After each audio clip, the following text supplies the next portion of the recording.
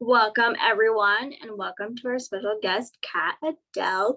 We met at a birthday party, which I almost said was kind of like an industry party, but I think all of us were just people that happened to be trying to navigate this industry because it was our friend's birthday party. And we instantly bonded over dogs, and it's been a beautiful growing friendship since. What I love most about her is she's a super talented actress who's not scared, as some might be, to share the spotlight or tips with other actors. I think it can be really competitive, but Kat's not competitive at all with her advice, and she's sent me auditions and all that. I think it's great. She's currently taking time out of her busy schedule to do some striking with SAG, and she has some leadership roles there to come and sit down and talk with us. So I am going to kick it off with the starter questions. All right, how did you start in this field? Oh my goodness. I've been an actor since I was a kid. Like I was a theater dork. I have always wanted to be in this business. The getting paid part is the shorter period. But I've always been into theater and I've just always wanted to do this. I'm so lucky that I get to do it for a living now. And what would you say is your dream job? Like, what would be your dream role or like job? Oh my gosh, there's a few. So I would love to be a series regular on a TV show. Like I'm really into sci-fi. I would love to be on any like sci-fi anything. Would make me so happy. And I also love doing comedy. So any sort of comedy would make me happy. Of course, anyone who's just willing to like give me dollars to do acting, I love them and I would like to do that. Yeah. So some people find this an odd question. I find it interesting.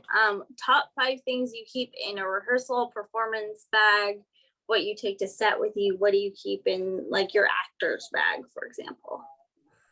Right. So I do have one of those. It has a picture of one of my dogs on it. It makes me very happy. And I keep like comfy shoes and socks because sometimes they put you in weird outfits and you get really uncomfortable shoes, like you'll be in heels. And so just having like a pair that you can walk places in, because I don't do well in heels. I can fake it while I'm like in front of the camera, but like as soon as that camera turns off, I don't do heels. So I keep that. I keep like, I keep a lot of Purell around. I think we all do these days. Yeah.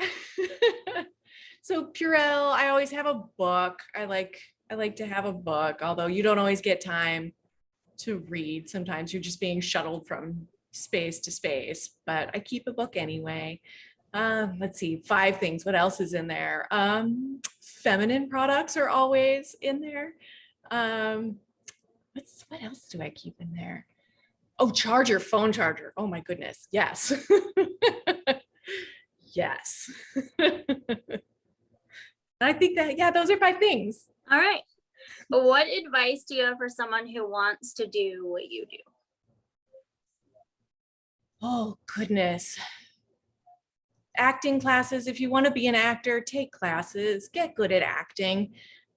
There's so many other things that you can do that are like steps to like getting an agent, getting a manager, getting auditions, just having a good foundation of like education of acting behind you is really important. Just a solid, just whatever you want to do, like improv is great, stand-up is great. Just have things that also make you happy, because sometimes this business isn't a happy making. So if you're creating your own joy and experiencing joy through your classes, through your education, through learning, then that's, I don't know, it keeps me sustained. That's really good advice. What's your favorite part that you've played? Oh man, that is tough. I was gonna ask if it was your role on Perry Mason, but I forgot your character's name. Oh, that was Louise. Her name was Louise. Louise, that's right. She was fantastic. So Perry Mason is a period show, and that is always fun to do because you get wacky hairdos and like period outfits. I really enjoyed that process. Especially like chatting with the wardrobe people is so fascinating because she's like, well, you can't wear your bra because they didn't make those in this time period. So the best approximation is this apparatus she gave me. Oh, so And they didn't give you like a bra and like underwear and they did. They gave me like I was allowed to wear my modern underwear. But they did they gave me a like a bralette thing that would have been like that they would have had access to. Yeah. Yeah. And it I don't really have like boobs to speak of, but it would have held them in a particular like shape that was of that period. And that stuff is always fascinating. Yeah. I always think of, there's this quote from the actress that played the mom in Titanic. And she said, once you get in that corset, there's like no running away from the character. Like you're there. Like, and it really helps. So I've always been fascinated by like definitely period costumes and movies and how they do it. And like, do you get to wear your own underwear? And like, yeah. So, and the last question before I open it up is, what is one thing you wouldn't change about yourself? What wouldn't I change about myself? I don't know. I kind of like me. I don't know that I'd change anything. I mean, people, especially like when they get a little older, they'll have plastic surgery or something, which like if that makes you happy and joyous in your body, fucking do it. Like I have tattoos and that makes that's similar, I think, to plastic surgery. Like I love them. I think they make me happy and comfortable in my body. I don't know that I would change anything. I'm on this path because I took all of the life steps to get here, and here I am. Have you found it difficult? Like, has it been an issue like with roles and things with having the tattoos? Not at all. Not at all. Makeup, all the makeup artists know how to cover a tattoo. And like, I'm no longer in my 20s or in some sort of like hot babe era of my life. So no one's like, put that person in a bikini. Like so I don't have to like worry about any of that. I'm usually fully. I mean, you never know. We are in a body positive movement. So Cat in a bikini could happen. You could be on physical next or something. And if it was body positive, they might not mind the tattoos. So there you go. Who knows? All right. Does anyone have any questions for Cat?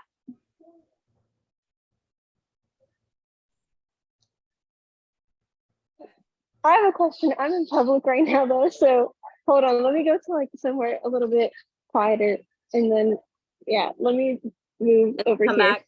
Okay. I do. Okay, so I want to ask, since the strike is going on right now, I'm curious, like, what is that like? What are the vibes?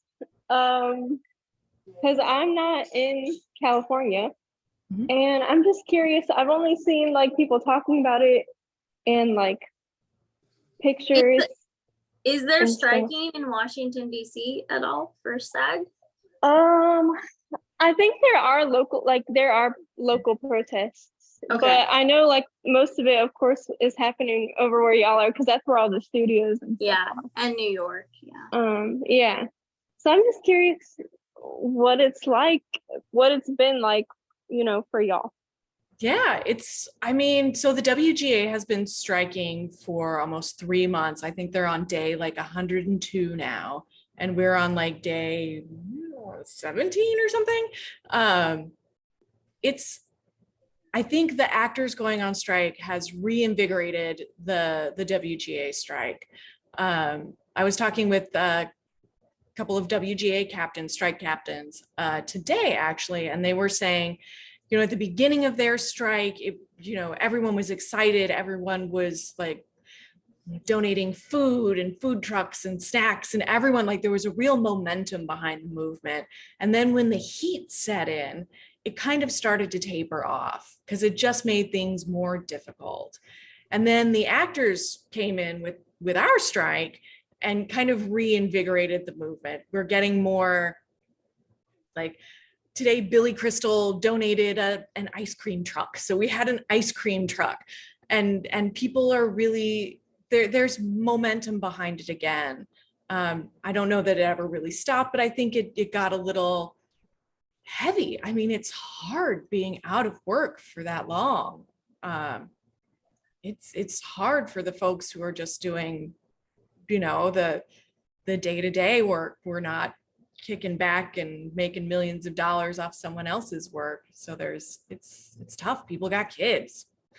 It's hard, but I think the momentum is back, and it feels, on the strike lines at least, there's moments of joy, solidarity. Yeah, I think it's a really strong movement, and I think we're also part of a larger labor movement in the country. I mean, the UPS folks just got their contract. Like, I think this is really a moment for unions and the labor movement. Do you have any thoughts or opinions on people that are crossing the strike line that I've seen? Yeah. What I think. I mean, my thought was, if Snoop Dogg can cancel his concert in solidarity, you can not, but Yeah. I understand some people still have jobs and their union isn't striking. But if your union is on strike, you have to support. That's our strength is in numbers. Our strength of being a union is the unity.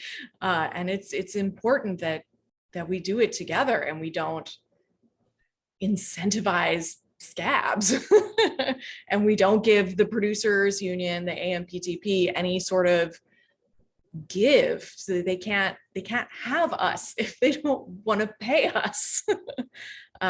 Yeah, don't cross picket lines.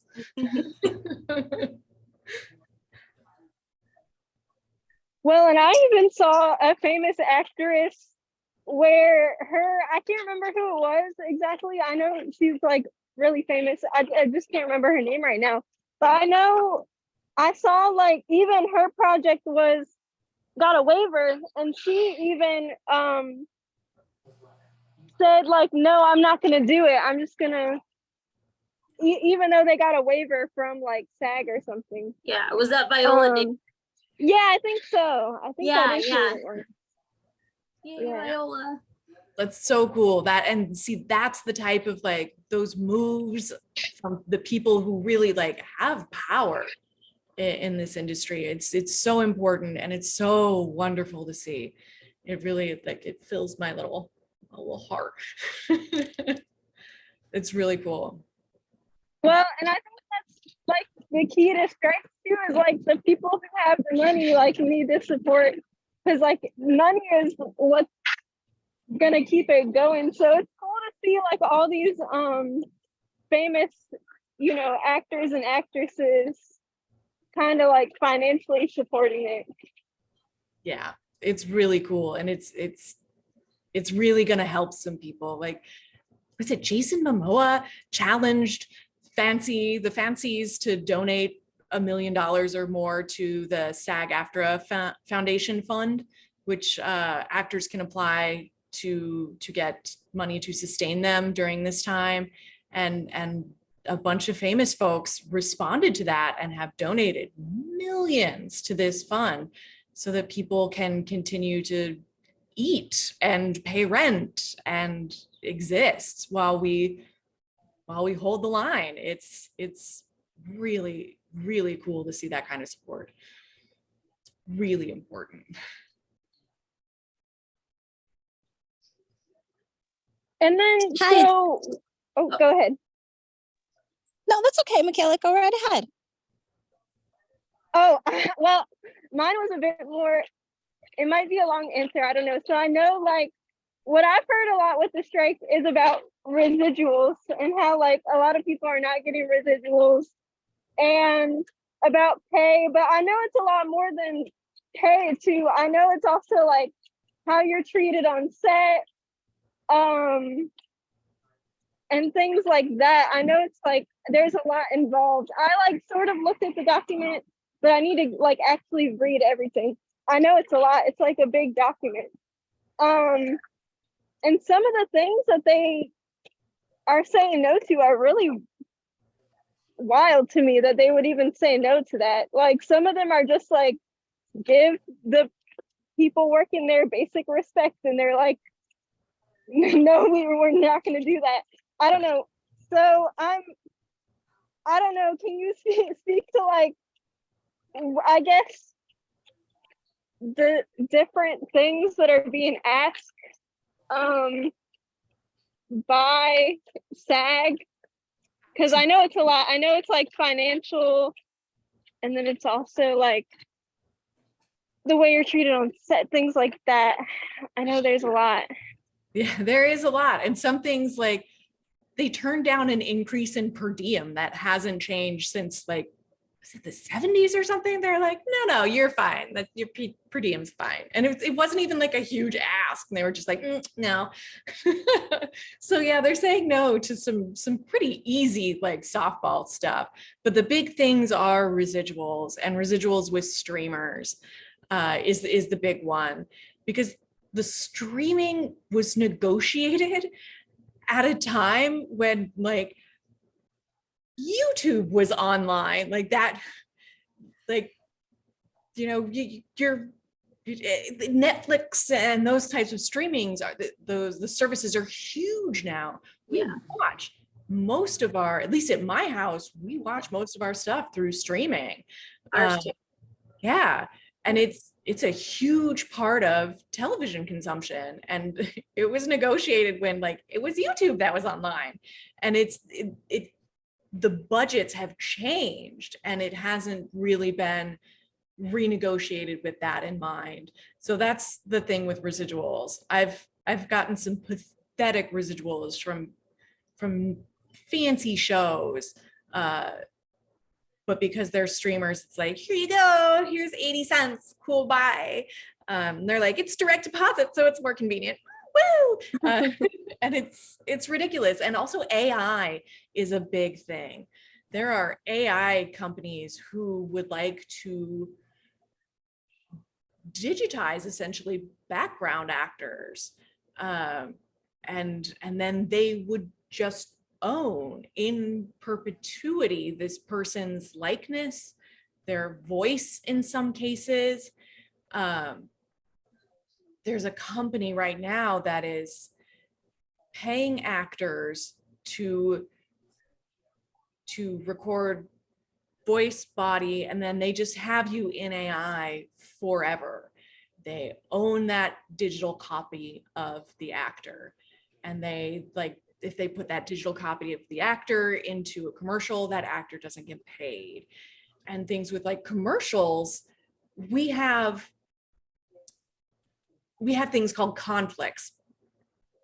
So I was in an Apple commercial recently. I have conflicts with consumer technology products. I can't do that for a period of time because I was in this Apple commercial, which is fair. Yeah, I was compensated with dollars so that they can do that.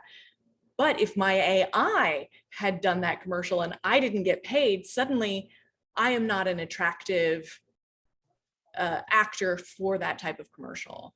And if someone becomes famous and has already like sold their digital version of themselves, suddenly this company has the legal right to use them, which is not, it is not okay.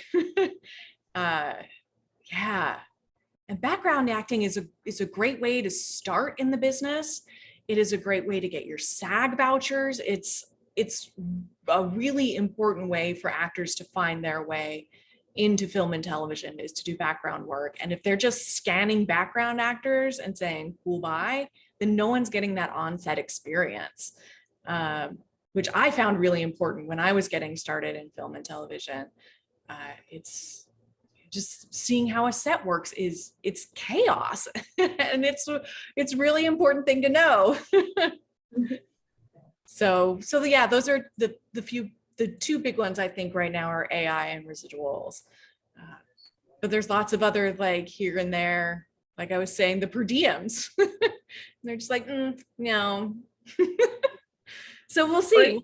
Or, you know, over at Disney, it's, well, how much are you making Bob Iger compared to the rest of us? That's like another issue, you know, that I've heard. So yeah, there's probably a long plane of reasons why everyone is out there. Oh yeah. Oh, there is a long list of reasons.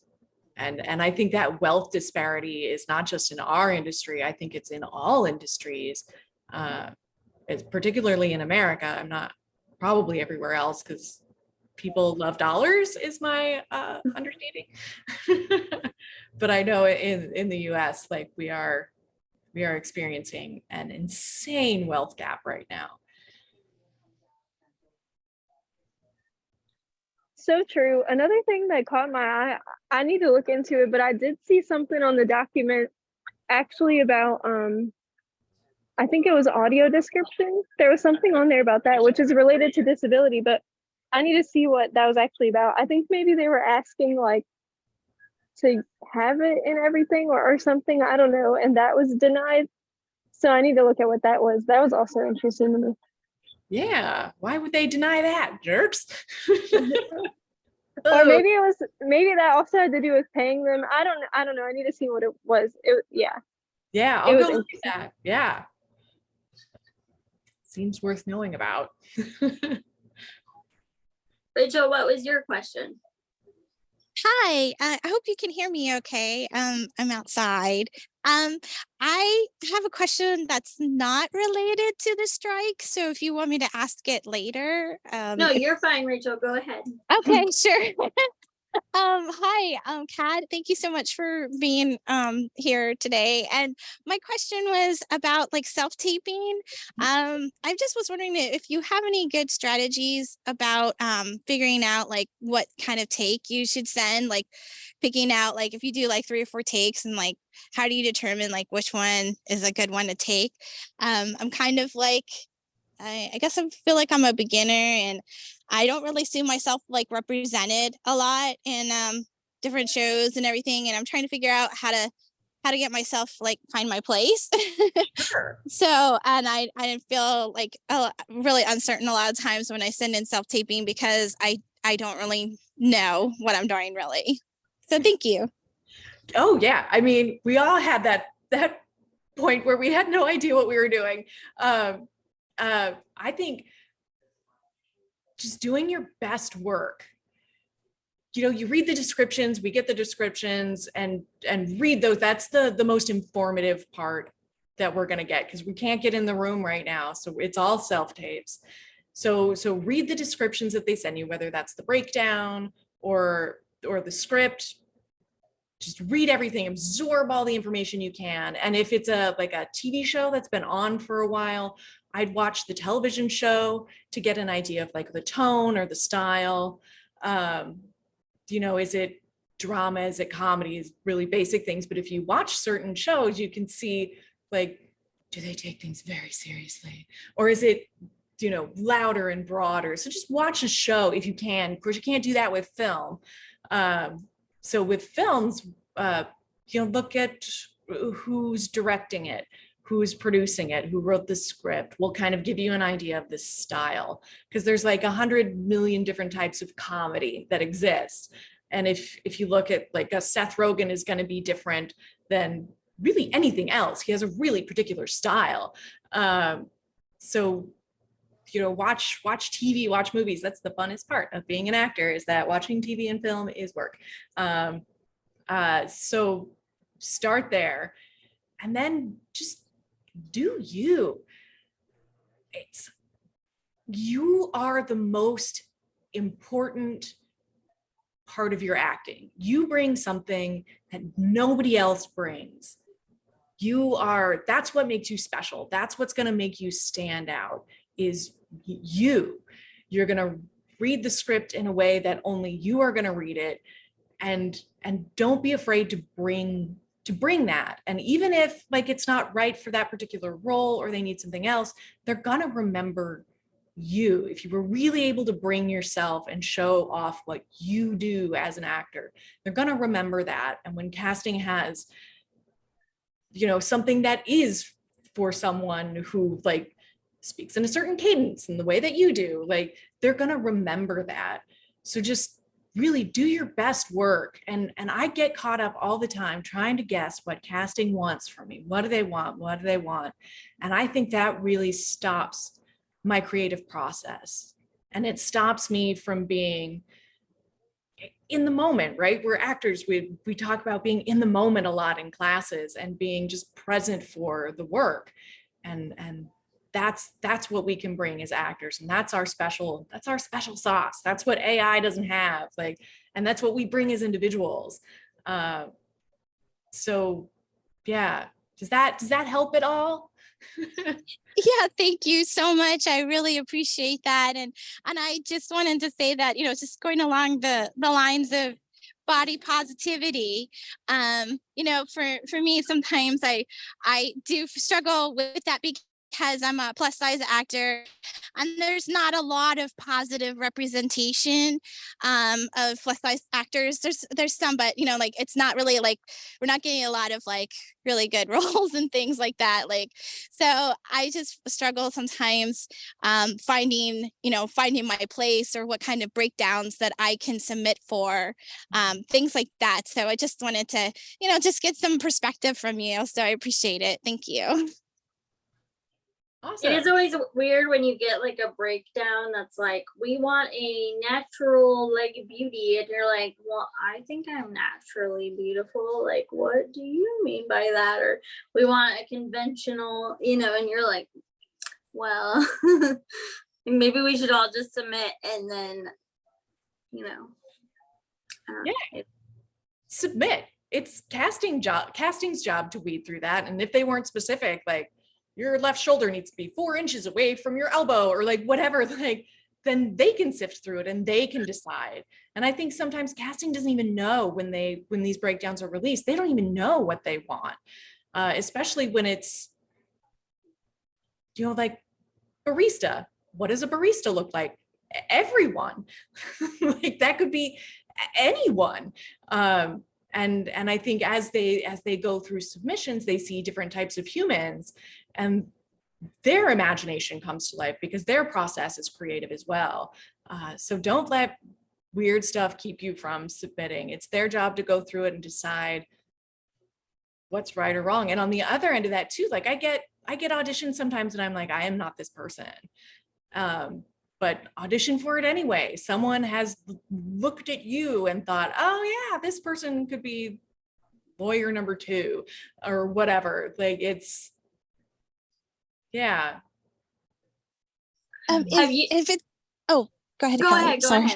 I No, just was ahead. wondering if I could ask one more follow-up question. I was just wondering, do you, is there like a particular time that is good to sign up for like or reach out to talent agencies or managers? Like when do you feel like you've had like, I guess, sufficient enough work or credits or something to reach out and you know, go for talent agencies or something? I hope that makes sense. Yeah, absolutely. I've worked my way through different various levels of talent agency and agents having. Absolutely. I think anytime, especially if you have a resume, if you have headshots, if you have at least something on tape, like if you're a developmental actor, if this is the beginning of your career, you're not going to have, you know, your clips from NCIS that you were on, and they don't expect that. You know, aim for developmental agents who take on developmental clients. That's important that you target the right agencies, because someone is going to see your headshot and think, oh, I don't have a Rachel on my roster. Let's give Rachel a call and see what they bring. So have professional looking materials, you know, have a good headshot that you like, that you feel looks like you. and represents you well. So like, you know, good lighting is really helpful. Being able to see your eyes, like your face in focus. You know, if you're just starting out, commercial is usually a better way to begin, because they have larger rosters. And so if you're doing commercial, like, have a big smiley photo. They love to see like how you're gonna sell that hamburger. Like they want to know. And something that if you can find a good photographer, they will capture your vibe. There's like an essence that some photographers are able to capture, that others are not. And that's why, you know, professional photographers, especially specifically headshot photographers, they're going to know exactly like what that looks like. They're going to have a frame of reference for that. And have, you know, your resume, like what classes have you done? Even if you don't have professional credits yet, like everyone's got to start somewhere. We're not birthed into the universe with, you know, series regular credits. But yeah, have your resume together. Feel like you have a working,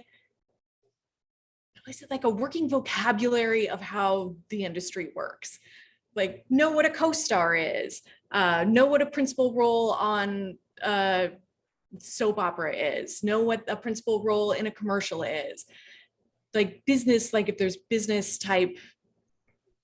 words. I'm not quite using my words as well as I would like right now, but like know the business words. And so you can really have a conversation about where you fit in and look like you have a grasp on your industry. Does that help at all? Is that useful information? Yeah, that's really great. I don't really have any professional headshots at the moment. I just have like a kind of like a selfie picture that I took in front of my backdrop, my blue backdrop. So that's all I have at the moment.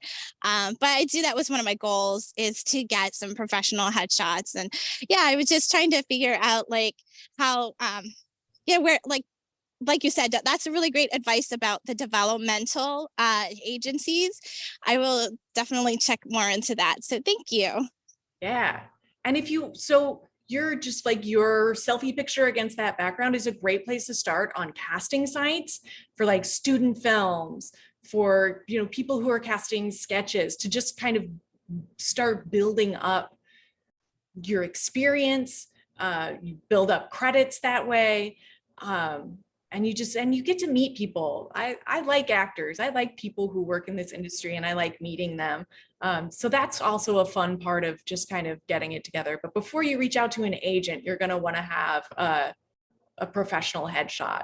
And while you have that selfie photo, that's when you're going to be, you know, student films are great. You know, use that, self-submit, and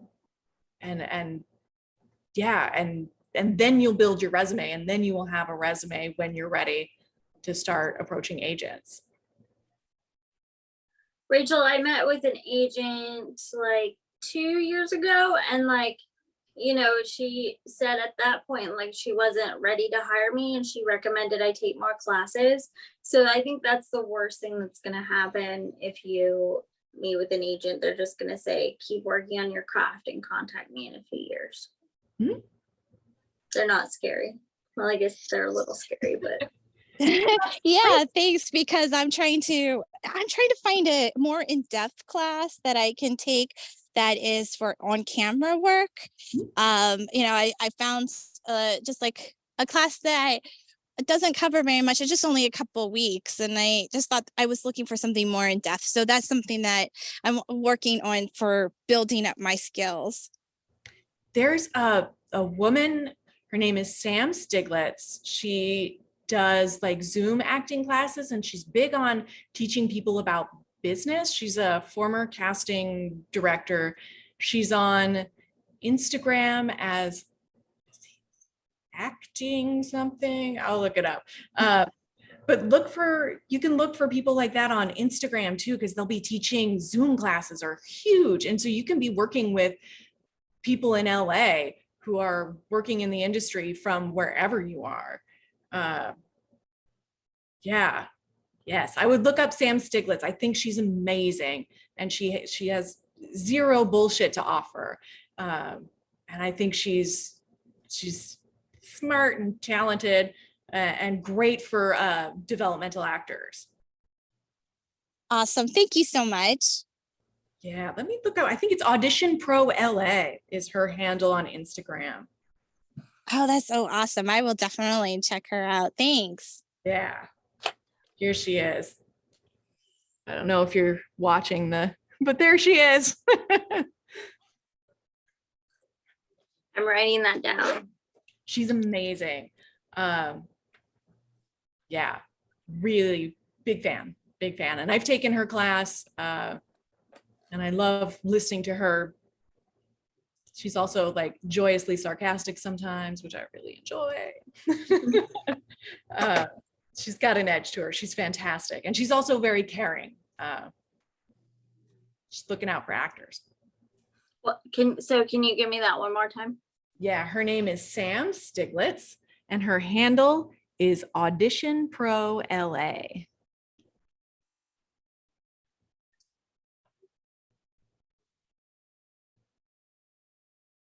Perfect. Thank you. Yeah. Have you ever gotten a role like you auditioned for something else, but then they called you for another role? Mm-hmm. Yeah. So the Perry Mason, it happened that way. I had auditioned for Perry Mason for a few different roles. And then I got a call. It was like, I think they had to reschedule something last minute. And I get a call from my agent. She's like, can you work tomorrow on Perry Mason? And I was like, let me check my calendar. Like, yeah, like get me to set. So I didn't even have to audition for that particular role, but they had seen me do other auditions and in a pinch were like, oh, let's like, this person can do this. And they just basically threw me into COVID testing and wardrobe, and I was on set the next day. It was nuts. It was a whirlwind. It was so fun. And it was my first direct offer. It was a co-star. It was a very small role, but I was so excited and proud that the work that I had done before had led up to this moment. It's nice to know that you were doing like the things, you were doing a good job, you were doing the thing. But for whatever reason, like they needed a blonde instead of a brunette, like whatever reasons, I needed someone who was taller, but that the acting was solid and that was good. That was so nice. And I auditioned. There was one casting director who kept bringing me in for nuns. And eventually I booked a nun role, but not the one I had auditioned for, but like same episode, just different nun. I guess I look very nunly. What did you play a nun on? So it hasn't aired yet. It's a show. Okay.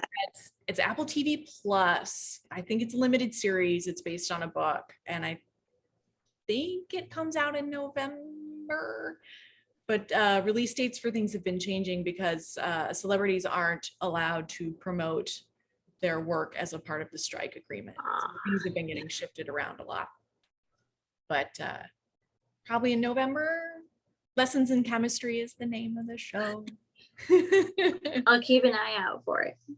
Brie Larson is the lead. I've seen little stills here and there. It looks really cool. Also a period piece. And I'm a mean nun. So yeah, but yeah, that happens a lot. If you're doing consistent, like good work, they'll bring you in for other stuff.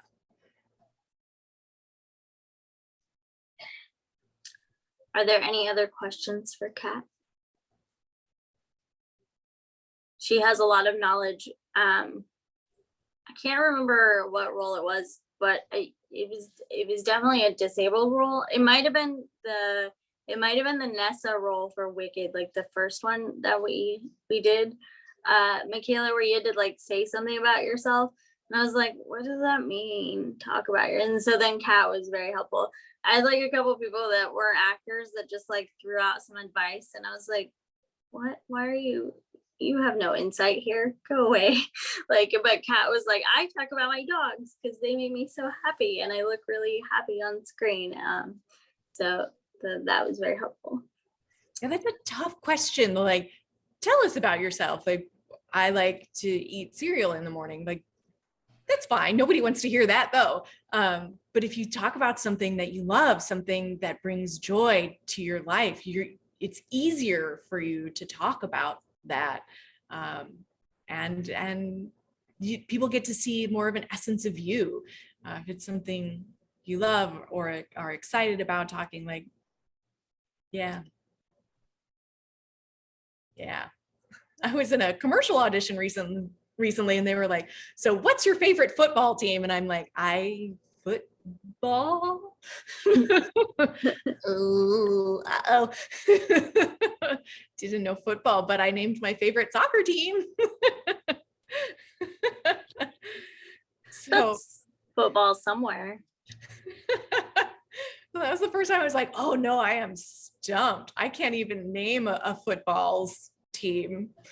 And then after the session runner shot off the camera, he's like, just say Rams. Rams are the home team. You can just say that. I was like, oh, that's football?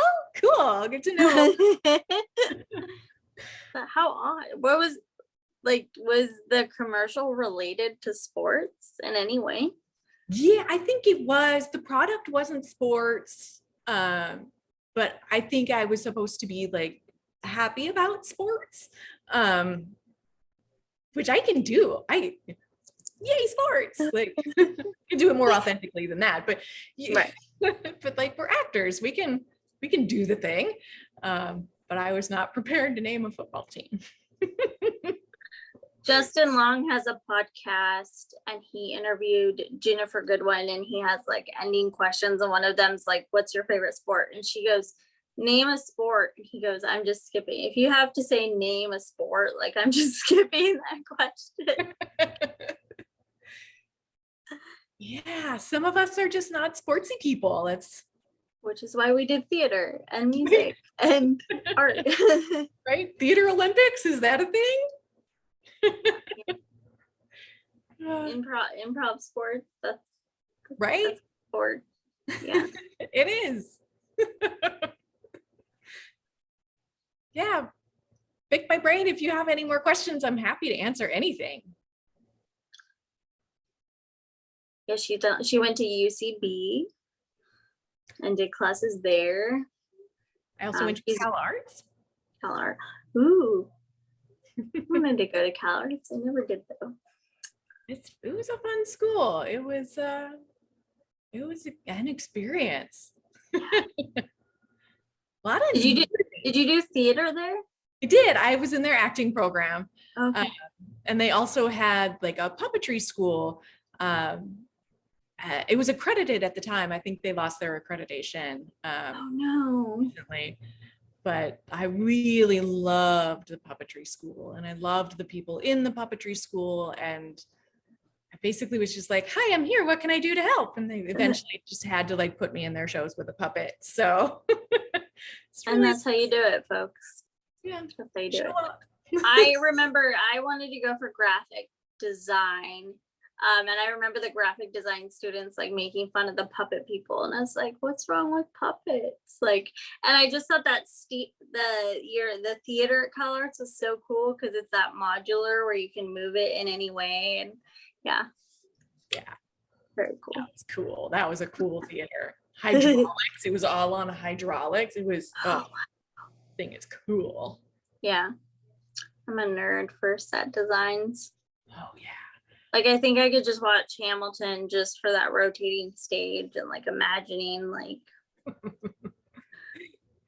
yeah, I had a friend who was in a college production at, I think it was Portland University, like the Catholic one. And they did cabaret and they wanted a rotating stage, but the only way they did it, they had all their crewmen laying on their backs, and when it needed to rotate, they would rotate it with all their hands. And my I thought that's dedication to theater. Oh my gosh, yes, that's like above and beyond. Yeah. Wow.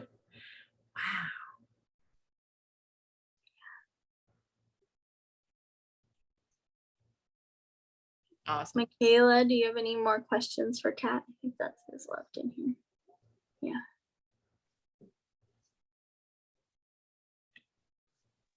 Sorry, I was crossing the street. No, you're fine. Please don't get hit by a car. Yeah, be careful.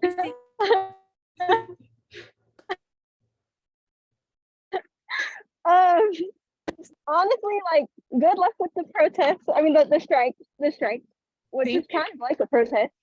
And oh my gosh, just try to stay positive. It's like, I don't know, what I've seen though is that there is, like you said, a lot of positivity around it because it's like people coming together. Obviously not under great circumstances, Right. but it seems like people are kind of coming together from it. So I guess that's like a silver lining. Sort Yeah, of.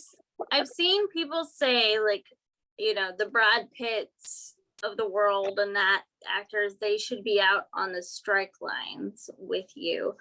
And I just wondered, like, do you think that people would bother them? Like, what do you think is keeping, like, the A-listers? I mean, I know, like, Mark Ruffalo's been out there and stuff like that. So what's been keeping, like, the Brad Pitts and from, what do you think? I mean, I don't know. Brad Pitt has like 100 kids, right? So like maybe he's busy raising his family. And yeah, I think sometimes people do worry about getting bothered. There have been celebrities. I've seen lots of celebrities out on the line.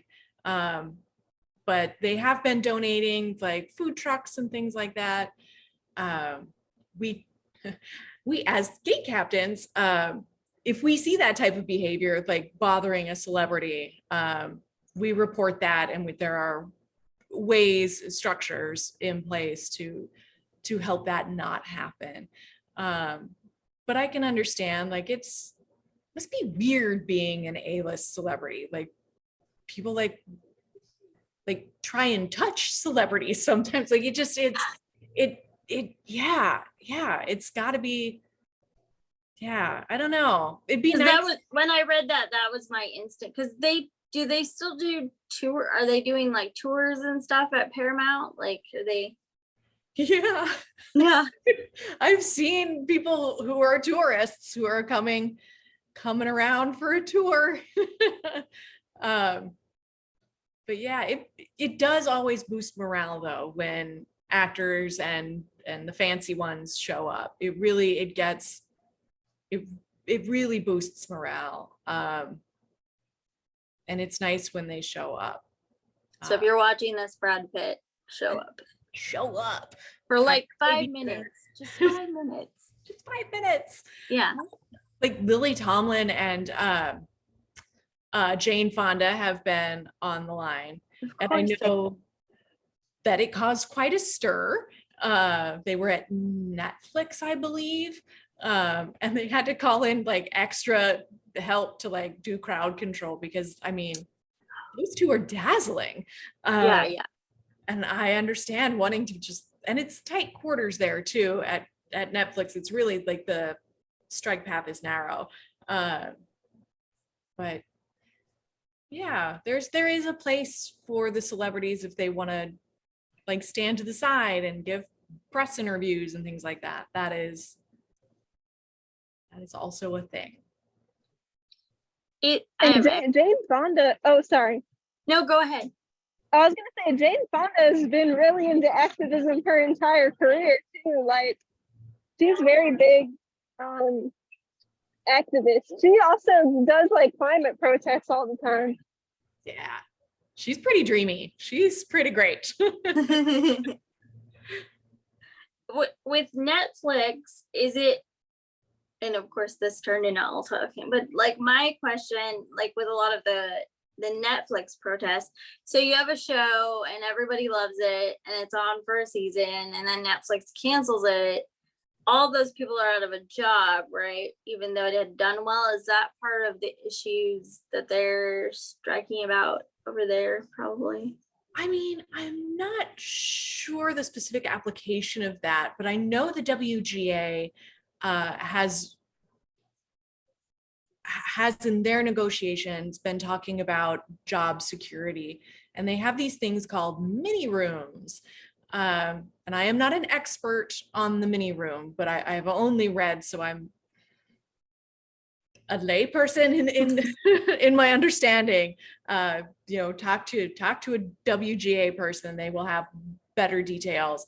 But these mini rooms, they enter these rooms with no, and they write these scripts with no guarantee of the show getting picked up.